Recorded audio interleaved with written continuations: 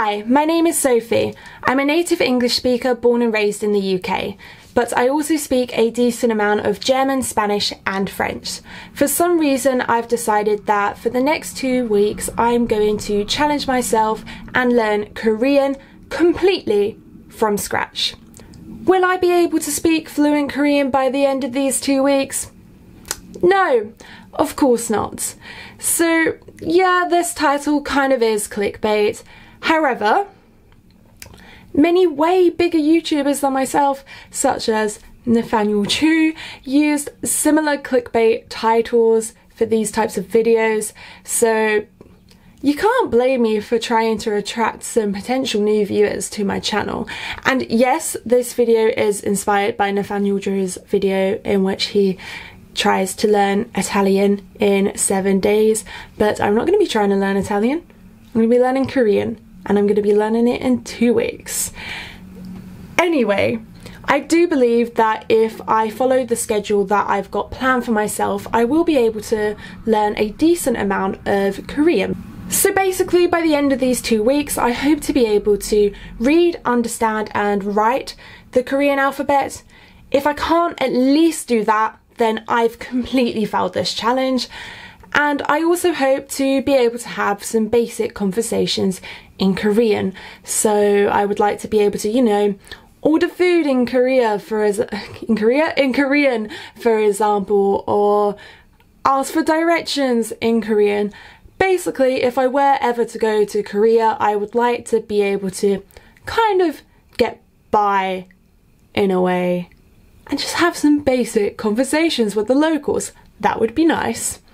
So yeah, anyway, I guess it's time to, well, learn Korean. So I started by teaching myself the Korean alphabet, Hangul, because, well, it seemed like a pretty good place to start.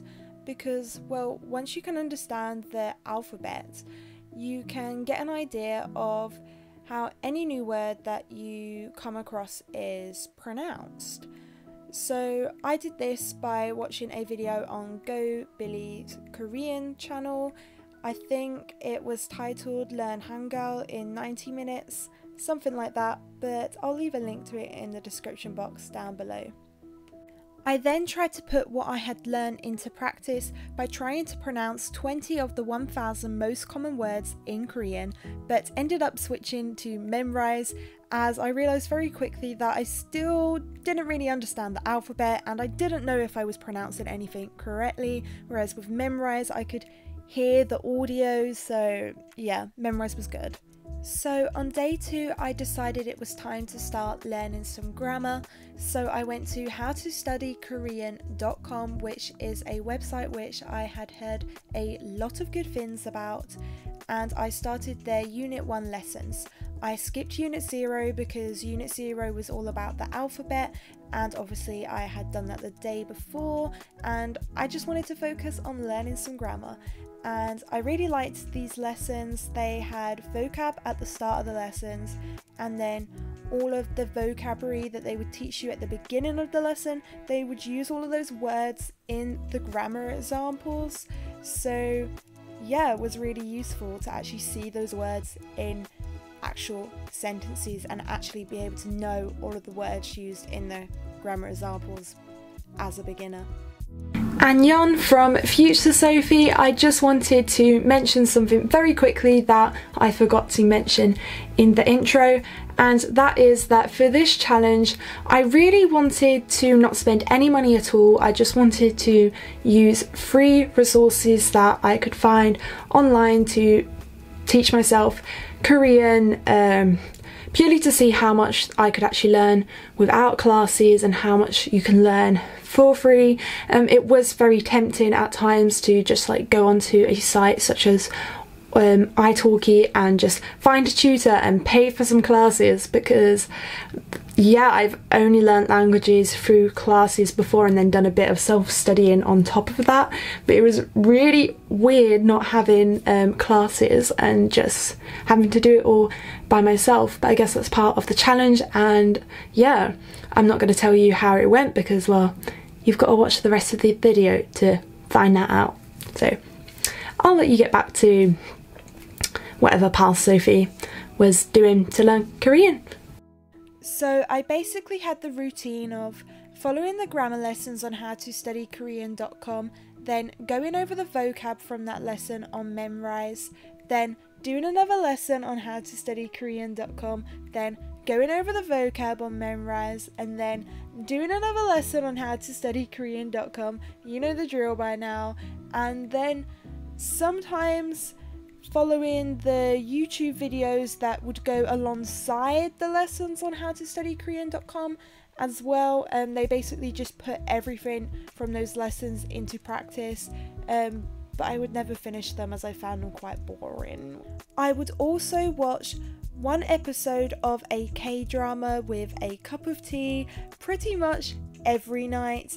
And I also obviously listened to some K-pop, although I do have to say that I'd never really listened to K-pop before. I literally knew Boy With Love by BTS and Halsey, which doesn't really count because it's a collab with a Western artist, but I did ask one of my friends who's really into K-pop for some recommendations and listened to all of the groups that she had recommended. Annyeong. I'm probably pronouncing that incorrectly, but I think that's the informal version of hello in Korean. And I think I'm allowed to be informal with all of you because, well, if you have been subscribed to my channel for a while, I feel like you know enough about me for me to be informal with you all. If you're new here, I would love it if you hit that big red subscribe button down below and I can be informal with you some more in the future. That just sounded really weird. Anyway, seeing as it's 1 week on now from when I first started learning Korean and doing this challenge, I thought I'd give you a little update of how it's going. You may have been able to guess from that terrible introduction that I can't speak a word of Korean yet, let's be honest. I think I can say like a few things, like kaya. I think kaya means let's go, but you know, I'm not going anywhere yet. I can kind of read the alphabet now. It's getting easier. Yeah, I can't really say anything in Korean yet, but to be fair, I've been following the lessons on howtostudykorean.com and I've done 4 of the lessons so far, which is bad. Following my plan, really I should have done 6 by now, but you may have noticed that oh, my phone's on loud. Oops. You may have noticed that there was no footage from Wednesday because, well, I kind of went out to London for the day and I thought that I could do some Korean learning before I go, but I underestimated how much time it was going to take me to get ready and to get to the station in London I needed to be at, and I thought I could do some when I got back, but I got back later than I expected, so that didn't happen. And Friday I was sorting out a video, then I had to go out in the evening. I thought I could do some Korean before I went, and I did, but I only got round to doing like 10 minutes on Memrise. So yeah, to be fair, I've kind of already failed the challenge, but I'm gonna keep on going because I guess I could just say that you would usually do 5 days a week of work if you had like a normal 9 to 5 job, or if you were going to school. So I guess I could say, yeah, 5 days a week, that's fine, and try and make up for it this week and do 7 if I can.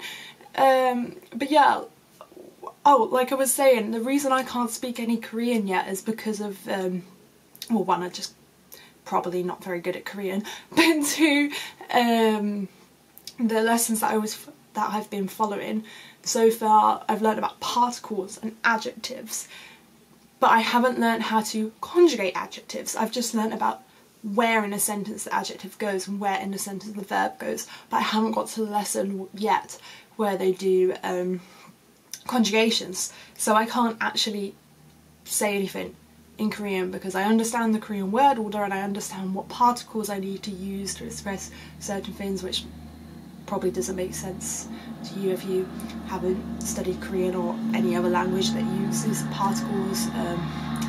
This is the first language I've ever learned with particles, I'm pretty sure it is anyway. But yeah, I haven't actually learned how to conjugate any of the verbs or adjectives yet, so because I don't know how to conjugate anything yet. I can't actually say any sentences. I know some random vocabulary from the lessons that I've been doing on howtostudykorean.com. I was going to follow the 1000 most common word process, where I learnt like 20 words a day like many other people have been doing in these types of videos, but the thing is, I just found it difficult. Like, they had a version for I, but it didn't say if it was the formal version of I or the informal version of I. I only know that there's a formal version of I and an informal version of I. Did it not say that? I don't think it did. I can't remember now, but I don't know, I just feel like it's easier to follow the vocab on howtostudykorean.com because it's used in the lessons, rather than if I was to do 20 words per day and then have to learn the vocab that's in howtostudykorean.com's lessons. It would just be too overwhelming for me, for my little tiny brain. I feel like it's got really dark all of a sudden.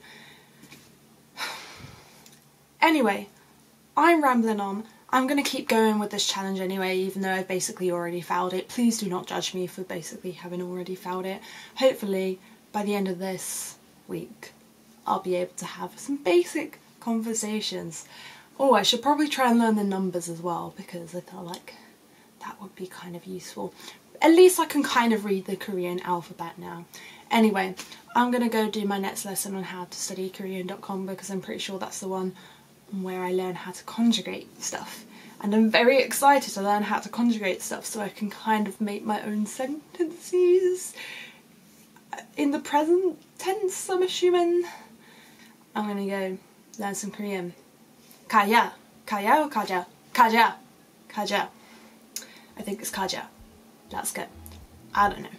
So for the whole of week 2, I basically just continued on with the schedule which I've already told you about, where I just follow the lessons on howtostudykorean.com and then go over the vocab from those lessons on Memrise, then do the next lesson on howtostudykorean.com and occasionally watch the videos that go alongside it, and well, listen to music as well. But I didn't just listen to K-pop, I did also listen to a playlist on Spotify called K-Indie, because I do like a lot of indie songs. I'm not saying I'm an indie girl, but I do like a lot of indie songs and I feel like I preferred it to K-pop. Please don't judge me. I did like some K-pop songs though, but please, K-pop fans, do not judge me. Annyeong. So it's been 2 weeks now since I started learning Korean, which means that I've completed the challenge. I don't know why I'm clapping, because I haven't told you if I actually succeeded at this challenge yet. So, well, how did the challenge go? Well, I definitely can't speak Korean, which, you know, I obviously knew I wasn't going to be able to speak Korean after 2 weeks of studying the language intensively. I mean, I do a degree in 3 languages after all, and I feel like I can't even speak those fluently. So yeah, I knew that obviously I weren't going to be speaking fluent Korean, but I did think that maybe I would speak a little bit more, maybe a little bit more. But to be fair, I did focus a lot on learning the alphabet, Hangul, and the grammar, and I think there was just so much grammar to take in that I can like remember basic grammar rules, and I can remember like the structure of where everything goes, and I can remember that I need to add on certain particles and stuff, but I can't just quickly conjugate a verb at the top of my head. I need to like slowly think through every step of conjugating a verb, and I haven't even learnt how to ask questions yet in Korean and all of that stuff. So yeah, I definitely cannot speak Korean. I think I mean, I think the most I can say in Korean is maybe, you know, 안녕, 안녕하세요, if I'm trying to be like polite. 이름이 뭐예요? Now how do I actually tell people what my name is? I literally 이름이 소피 왜요? 이름이 소피 No, I can't tell you my name in Korean. I'm sorry, I can't even do that. I basically failed, other than the fact that I can kind of read the Korean alphabet. I say kind of because it takes me, you know, time to think, but sometimes I'll read a new word in Korean when I'm like doing the lessons on how to study Korean.com, and I'll say it out loud, and then I'll play the word, and it actually sounds kind of similar to what I just said, so I kind of know the alphabet. Don't remember the sound change and rules though, which, yeah, so I don't really know the Korean alphabet. I don't really, you know, I haven't mastered Hangul, but yeah. But I had fun though, and that's the main thing, and I will most likely continue learning Korean, but just not as intensively, as I'm going to have classes for uni again soon. But yeah, this challenge was super fun, and I really recommend it to anybody who is not sure about a specific language. Like if you're not sure about whether you want to take Japanese or Chinese or whatever, maybe do like a 2-week challenge in Japanese and a 2-week challenge in Chinese and see which one you kind of prefer, and don't just go by which one is easiest, because they're all going to be hard. You know, doing this challenge was hard. No matter what language it is, it's going to be hard.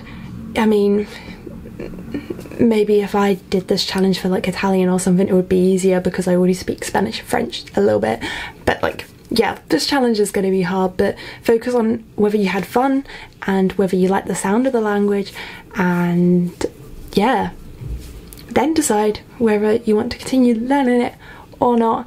Anyway, I've been rambling on way too much, so I'm just going to end this video here.